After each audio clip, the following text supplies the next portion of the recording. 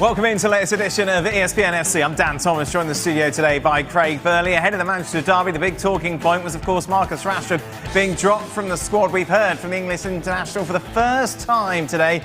Speaking to Henry Winter, he said it's disheartening to be left out of a derby. As I've gotten older, I can deal with setbacks. What am I going to do about it? Sit there and cry about it, or do my best the next time I'm available? Now, this about his future. For me, personally, I think I'm ready for a new challenge and the next steps. When I leave, it's going to be no hard feelings. You're not going to have any negative comments from me about Manchester United. That's me as a person. If I know that the situation is already bad, I'm not going to make it worse.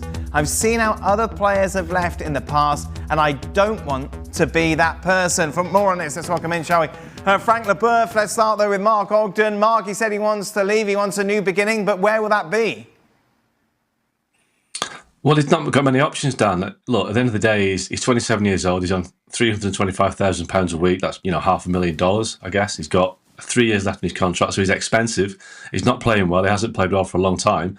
So he's probably looking at the best options are stay at Man United, get your head down and try and persuade Ruben Amorim that you've got a future there, or Saudi Arabia, because as much as Saudi Arabia won't appeal from a football perspective, the financial side of it will, and it will appeal to United as well in terms of getting a fee for Rashford.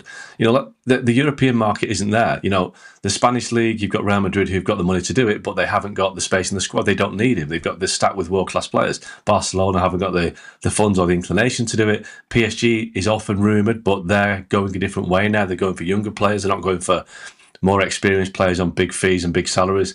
I think the domestic market in the Premier League, that's unlikely as well. Chelsea don't sign players over the age of 24. Arsenal have signed Raheem Sterling on loan this season, hasn't worked out.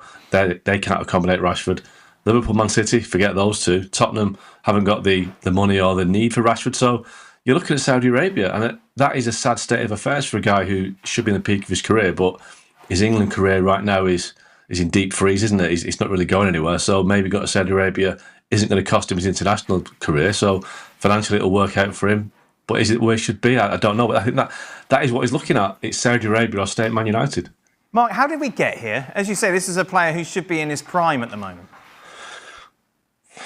Well, if you look at Marcus Rashford's career over the last 3 or 4 years, he had a real spike of form after the World Cup in Qatar in 2022, ended the season with 30 goals. But, either side of that, his form has been really poor. So it's been a kind of a long decline this for Marcus Rashford. United panicked a little bit 18 months ago by giving a new contract. They thought PSG were interested. Their interest wasn't as firm as it seemed, and he's gone off the rails. His career has gone off the rails. He's had indiscipline issues with Erik ten Hag previously. He's been dropped for games because of off-field incidents.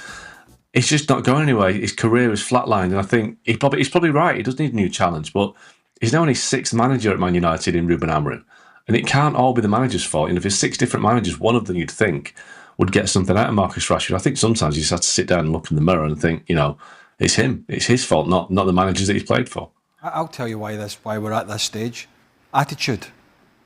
The only thing that's disheartening, and he mentioned disheartened in his statement, or his interview, the only thing disheartening is his performances and his attitude. And he had a challenge. He didn't need a challenge, a new challenge. He had a challenge. That challenge was to go and push on from that great season that Augie talked about. When he got this huge new contract off the back of this scintillating season, and it was. But he failed that challenge because his attitude was, I've got the deal. I'm going to go back onto easy street. And a lot of players do that, but the real top players, both at Man United and at other clubs and in other countries, doesn't matter what you pay them, they just push on. Mm-hmm. They push on for their career and for the team and for themselves. He has not. And we didn't mention the other thing that was mentioned in this sort of interview or tweet from Henry Winter about him handing out presents to the school kids and all that sort of stuff, as if that's got any correlation to, he's a nice guy with the kids. I get that. It's fine. I applaud him for that, but it's got absolutely nothing to do with what he does on the field. Absolutely nothing to do with it. It's a sideshow. It's charity, and if he wants to do that, that's great. His employers, his owners, his teammates and his supporters are only interested in what he does on the field. only interested in that. All these other sort of sideshows, you can just go and get on with it. And it's so disappointing. And he's making out as if, in a sense, it's, you know, it's just not happened for me and I need a new challenge and I need to do, as if, you know, everything's conspiring against him. It's a mirror job, as Oggy said. It's him. And I wouldn't touch him if I was a manager. I wouldn't. Maybe if you gave him one a free and he was on an incentivized pay-as-you-play sort of bonus deal, maybe I'd take a chance on him. Because if he runs off the rails, I can go, yeah, you know what, go back. But for that kind of wages, for that kind of attitude, am I taking the risk? No, I don't think so. Frank, it's interesting. Obviously, you've talked before, and we've seen you play before, that maybe you weren't the most talented, but you worked the hardest you possibly could. Given the talent Marcus Rashford clearly has, does this make you sad or angry to see it go to waste?